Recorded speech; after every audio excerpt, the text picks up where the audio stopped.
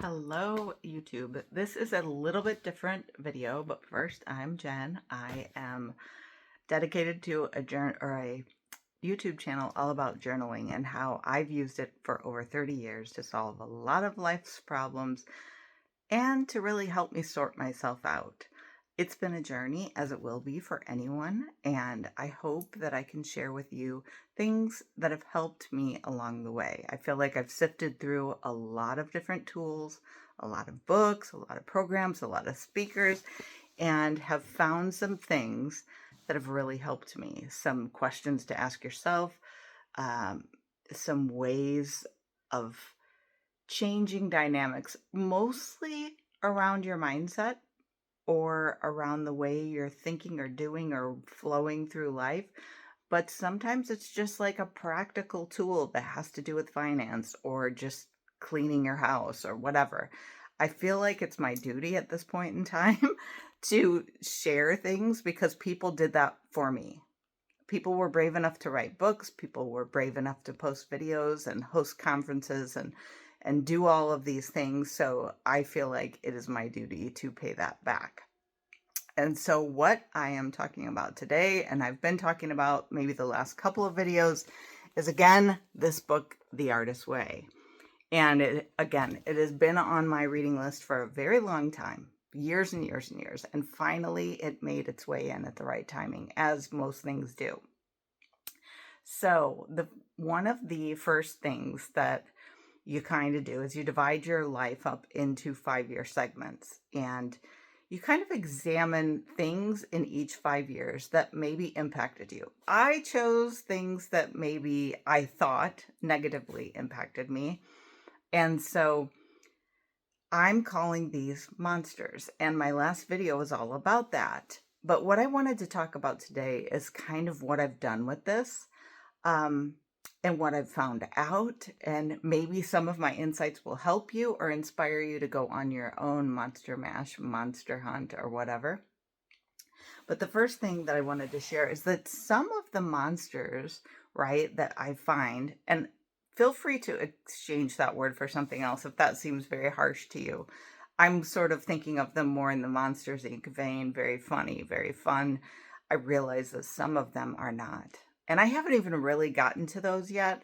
I've gotten up to my 20s, or actually more like late teens. I haven't even got to my 20s. And I feel like my 20s are filled with the more predator type of monsters, the ones that are really scary.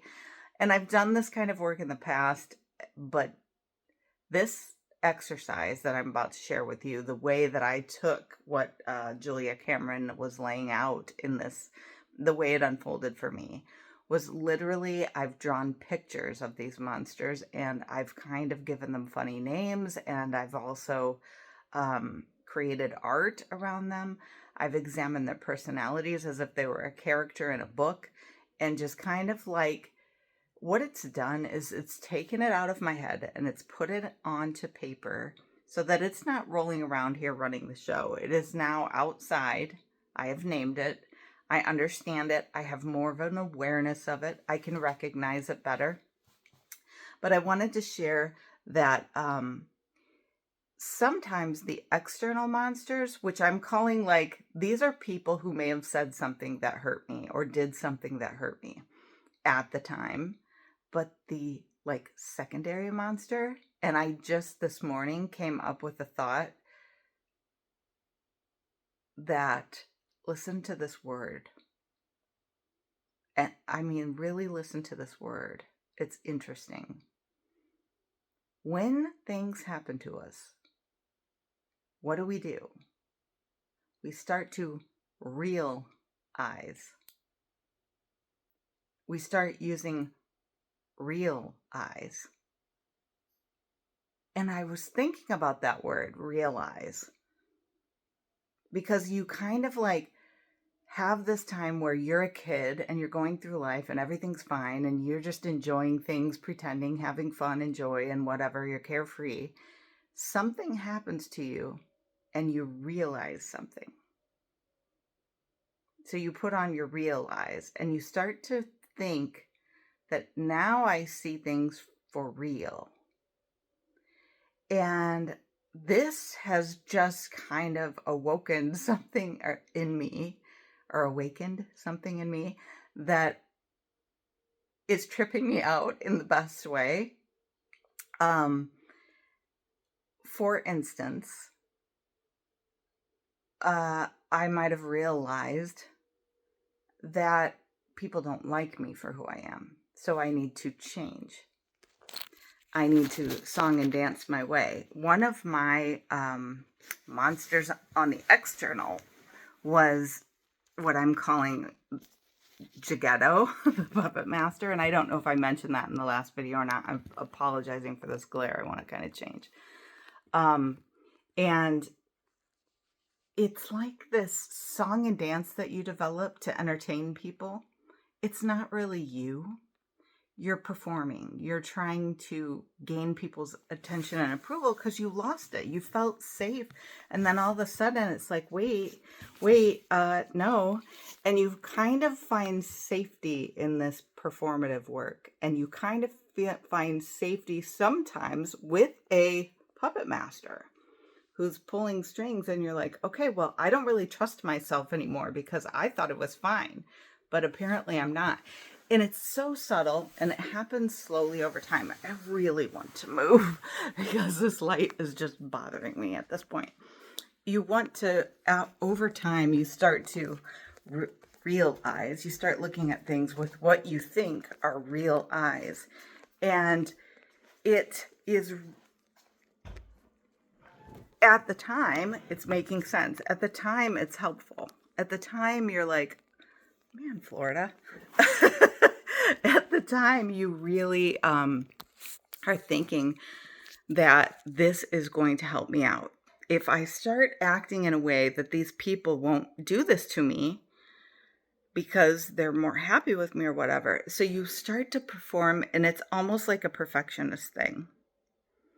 And you get into this, if I'm just perfect, then everyone will like me and everyone will care about me and I won't get hurt and all of the things, right? So this shows up in like maybe striving really hard at school, which there's nothing wrong with doing. There's nothing wrong with wanting to do your best. But when you can't handle criticism, when you can't handle making mistakes, what you are failing to realize is that you're human and it's okay. And sometimes you need to pat that little boy or girl and say, it's okay that you made a mistake. That's all right. You're human. You're learning. And here's something that I actually was in an interview one time and this subject came up and I was really surprised that the interviewer responded in the way that they did. They were asking me about instances in my previous work life that where I struggled. And I remember I was in a leadership role. And when you're in a leadership role, just in case you're not in one and you have someone who is, that is driving you nuts, know this about them. They get all heat all day long. If something is going wrong on the customer side, if something is going wrong on the employee side, if something is going wrong anywhere at any time, they are receiving pushback, feedback, problems to solve, and it can be so overwhelming. And not only that, but you can feel like a complete and utter failure all the time.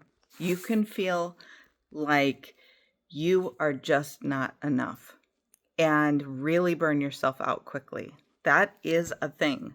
So I don't say that to be like, deny your own, like their way they handle that is their side of the equation. The way you handle it is your side of the equation. So I'm not asking you to get confused about that, because I think that's part of the perfectionist too, is when you're excusing bad behavior from someone else. You are being empathetic, you are being sympathetic and saying, I understand why they're being this way. Understanding why someone may be behaving badly and extending a small amount of grace is not a bad thing. But understand this. There is the behavior and there is the person. And those are two separate things. And I think as a nation, we've gotten a little away from understanding there's bad behavior, right? There's really bad behavior. But the way that you and I are behaving is different than who we are. Our inherent soul may have come on this earth and been like, by soul, I mean the you that was you before all of these monsters showed up on the scene and you started adapting. That's what I'm talking about. So if you get hung up on the word soul, you take it as personality or nature, nurture. Take it as that, your nature. And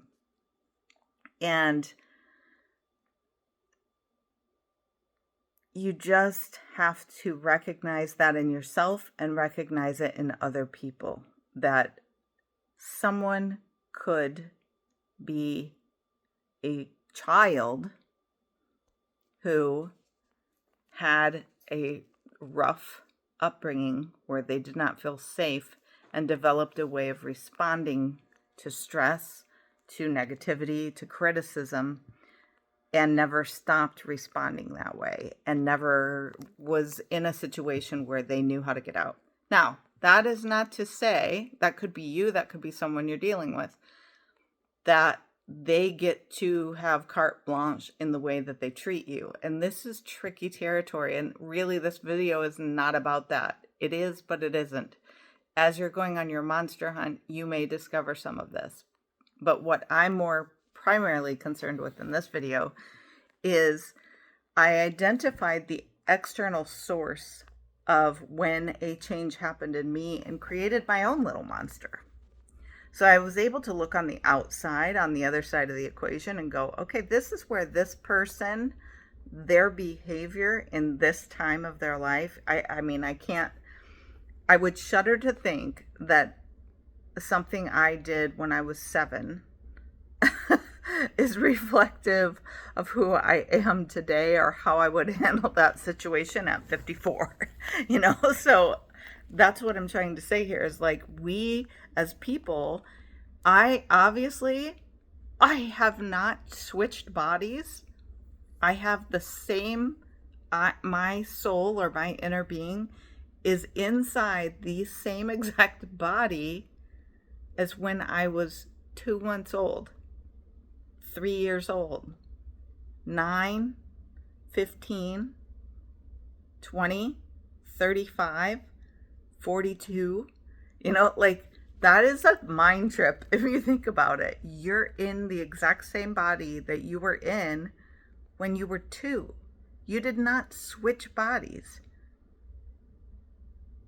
which is so wild. Does your body look radically different, appear radically different than when you were 2? It does. So does your internal. Okay? So that's what I'm trying to say here is that we can't really say that those two things are not somewhat different things. Your internal and your external. They are. And they mold and they shift and they change over time. And so just give yourself and give others grace in this process. But one of my monsters I called a puppet master, Jagetto, and she made me feel very small. And I kind of put my trust into her. I was like, well, she obviously knows and I don't know. So I started doing everything that she said because I just looked up to her and thought she knew it all. She was a little bit older than me. I mean, this is childhood. And this do your little song and dance. You're not enough, so do what I tell you to do. Dress how you're supposed to dress. Act like you're supposed to act. Talk how you're supposed to talk. Walk how you're supposed to talk. And you just start doing this stuff. You start behaving in ways that aren't really how you were before, but you're not really realizing it. You're just doing it. So then you will come to a point where And I feel like this happens throughout that process. Your little monsters being developed on the inside, where it's like, this isn't really you. This is your realize monster. This is one of your realize. I realize there's something wrong with me. I've got my realize on now. Realize. And now I realize I'm not enough. I realize I need to change the way that I dress. I realize my voice is funny. I realize I don't live in the coolest neighborhood, or whatever realize you come to. And at the exact same time, there's another piece of you that is like, I don't like this. Now, it's tricky navigating because you have that part of you that's like, I don't like what this is doing. And so you may have made this change, and then all of a sudden you get pushback from this same body, this same person that lives on the inside of this body, that's kind of like, I want to be free. I want to be accepted for who I am. Screw this. And usually we're lashing out at the external monsters at that point. You know, you're like, I can't take this. I don't want to be a part of this. I'm not doing this. Screw this. You know, you go through all of that. And it's so funny because all of this is not even real. These are all just things happening in your mind. They're not things you could put in your pocket, right? They're not real. These are thoughts. So that's why I'm saying, like, we make it this big deal that we can't possibly change this way of thinking. And that's why people resist this kind of work. But I'm telling you, if you just do it in the soft way where you're like, okay, let's just deal with this. Let's take 0 to 5, find a few that seem doable, and go, I'm going to draw a picture of it. I'm going to remember what they said and what did that make me feel and how did I respond, and maybe how am I still responding in that way. And like, go ahead and make fun of this creature, because it's not the person, it's what they are doing or what they did. It's like an action, a behavior that they were taking on, that they're no longer that person. This person, who knows what they're doing now, you know, like, it doesn't matter. And this cha-cha between the person that's like, in my instance, being puppet mastered. So my monster was a puppet master, and so I was being puppeted.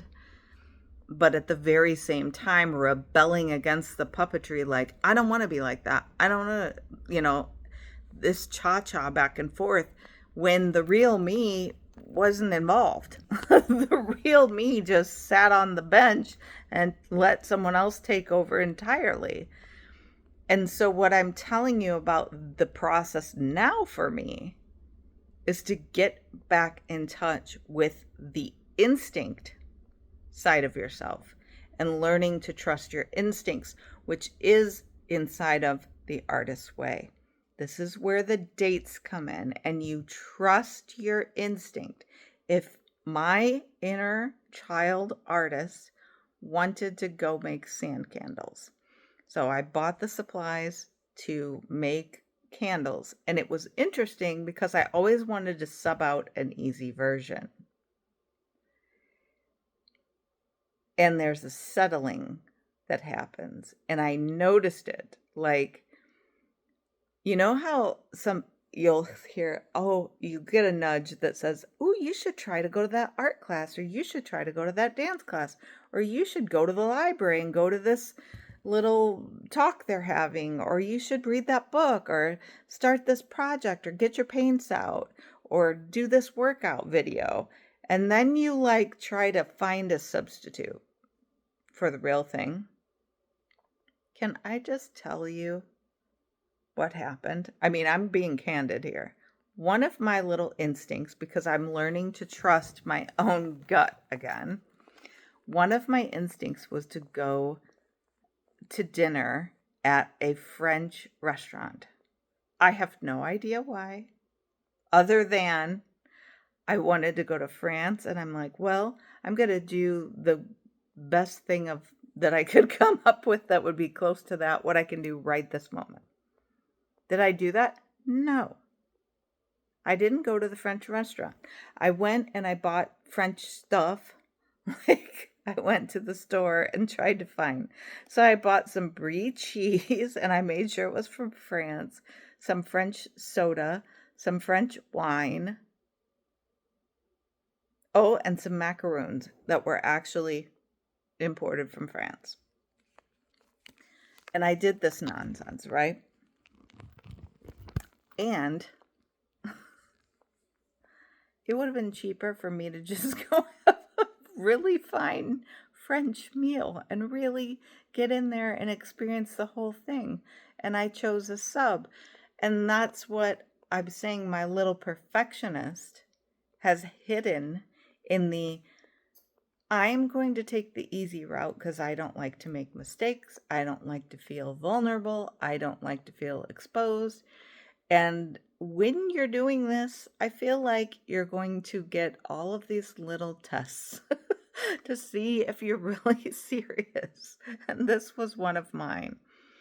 The anger thing in this book, oh my word, it is so right. And I will get into that as well, because as you would imagine, when you're going on a monster mash, it can be unpleasant, and you will also be tested and find out. And I mean, I don't like the word tested, but you will maybe be confronted by versions of these monsters, and you will be like, oh, because I received some criticism and I just was like, got.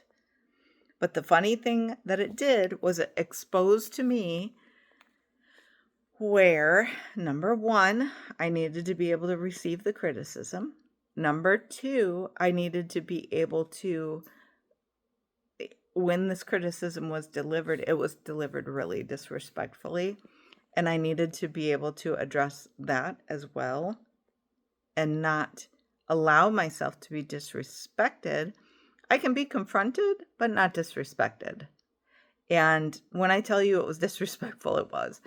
So it's these learning experiences that you have. And here's the other thing about trusting your instincts.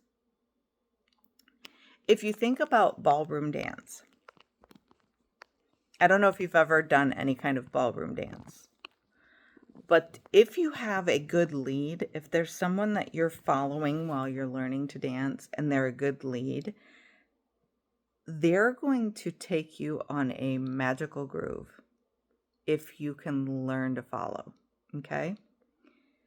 And this is where the art of the dance is.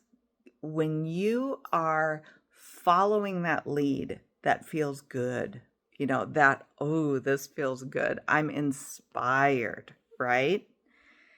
Meanwhile, and there's someone named Andy, and I can't think of his podcast, but it's an art podcast, the Creative Pep Talk. And he was talking about there's art of living and leading and following, but there's propaganda. And propaganda is more like the puppet master. And this is when you don't trust the person who's leading you. And if you think about sales, there's like, you know, the people that are like, it's funny that you would call a sales, like people in sales say, I have a lead.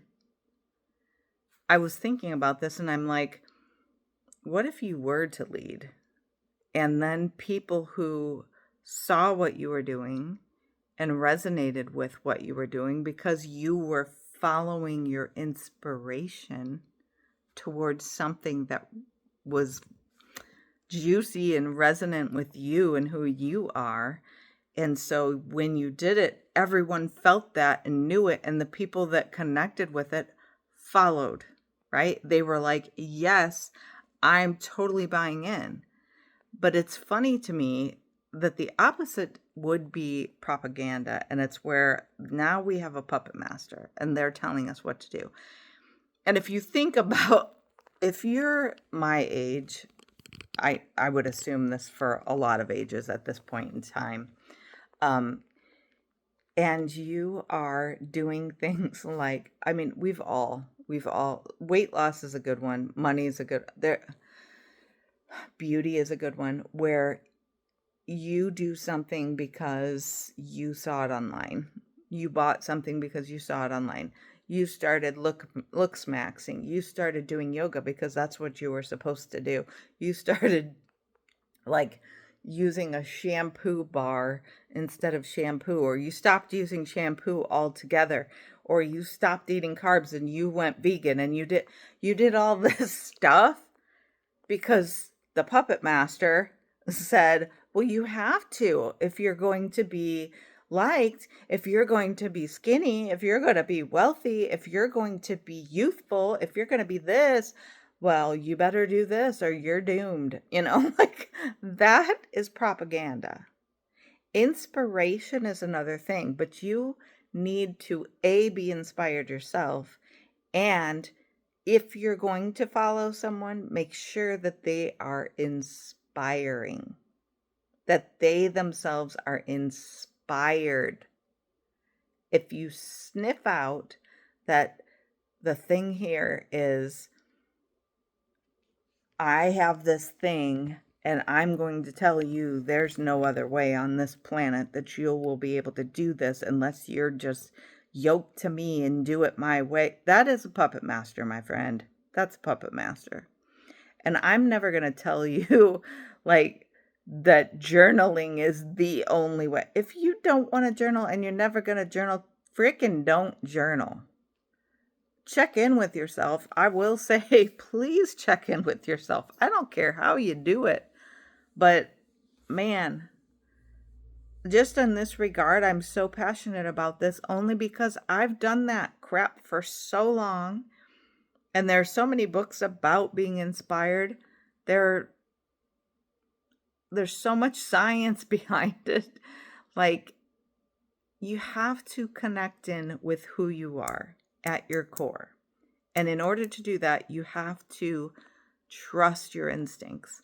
Be willing to make mistakes. Be willing to put your face forward, your voice forward, your feet forward, and go towards something that's important to you. Fall down, get up, look like a fool, and all of that. I am literally doing that right now because I don't know how to edit. I do know how to write. I do know how to share these things.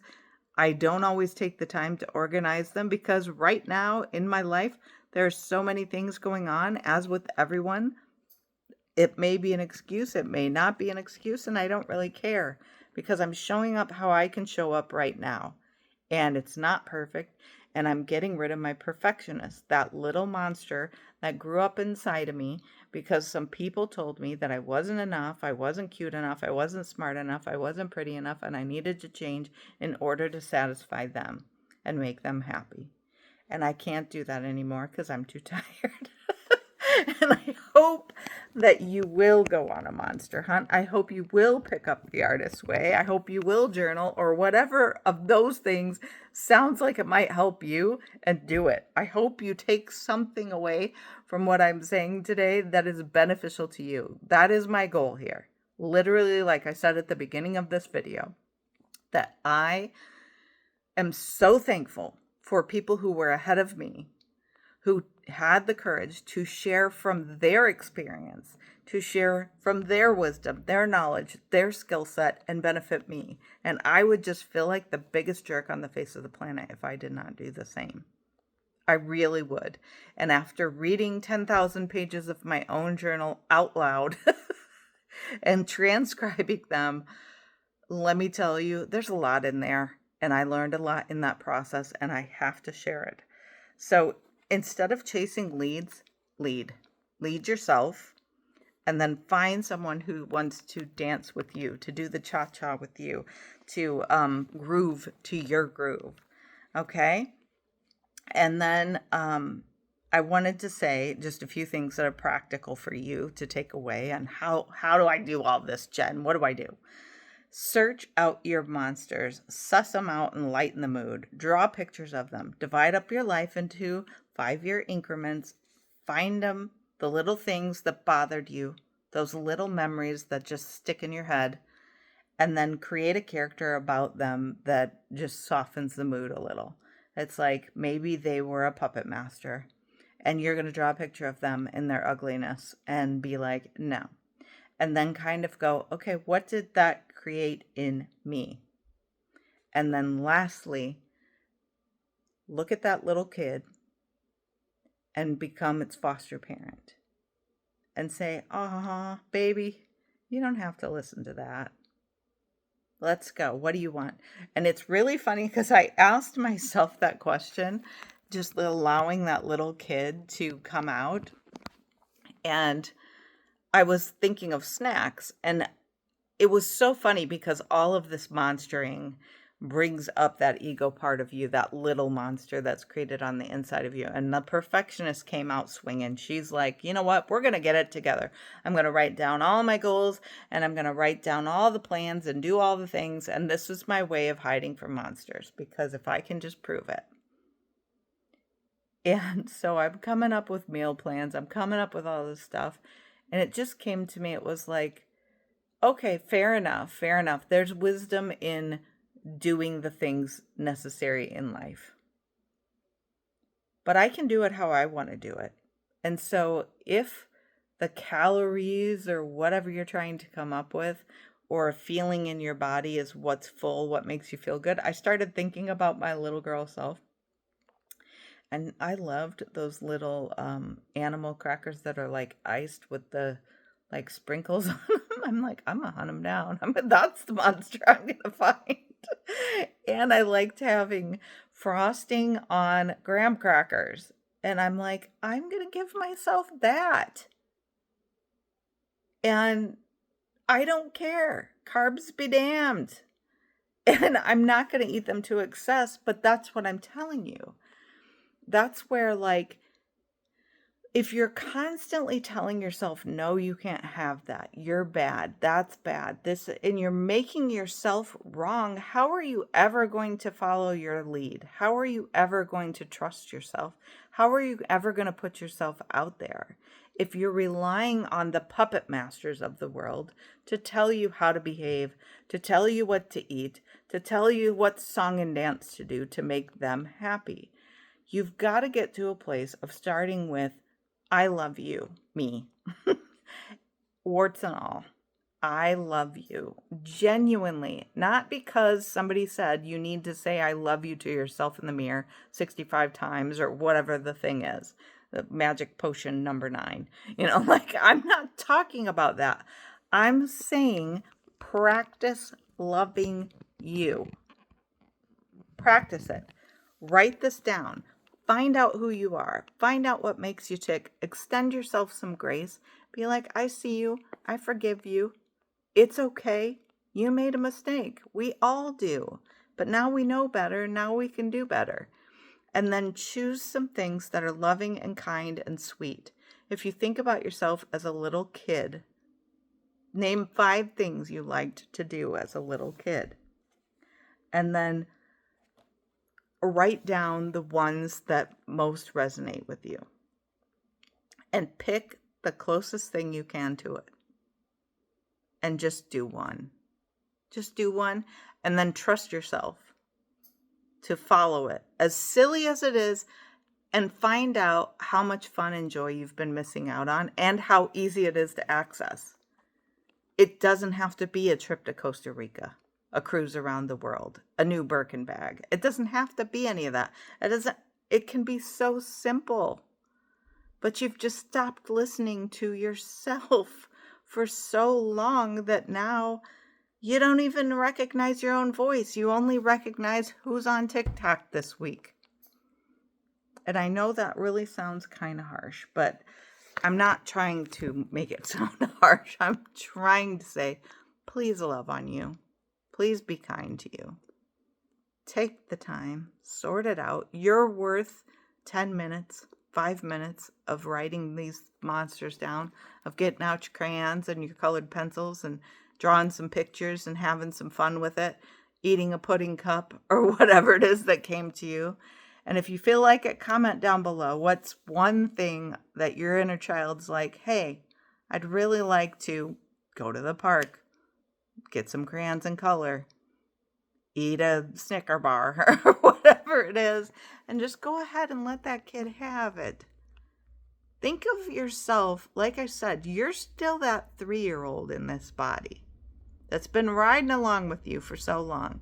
And just like when you have a closet and you go in the closet and I've had these mad cleans, you know what it's like, where you're like, I'm getting rid of everything. I'm going to get rid of everything in this garage or everything in this basement, everything in the attic, everything in this closet, whatever.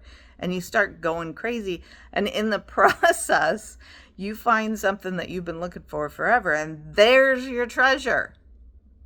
Think of this as your dirty closet. You're in your mind clearing out stuff that is wreaking havoc in there. Stuff that is nasty and moldy and stinky and needs to go. It's the great brain closet clean out. And in there, I know you'll find a good treasure. And you'll be like, there you are. And that's what happened to me. I found a little girl in there, and I'm like, there you are. I'm going to give you some graham crackers. So comment down below what you find on your closet clean out. Let me know, because I want to hear about it, because I think it's cool. And draw some pictures and have some fun with it. And I hope you enjoyed this episode. I don't know what I want to call it, the Monster Mash episode, but I hope you enjoy the process. I hope you learn to love and trust you and just reach for that genuine part of you. And as soon as that starts getting expressed and reflected in the world, like in a real way, you're going to inspire the person next to you to do the same. And I really feel like this is how we change the world. You start by loving yourself, and it just spreads all over. So go out there and do that, and let me know how it goes.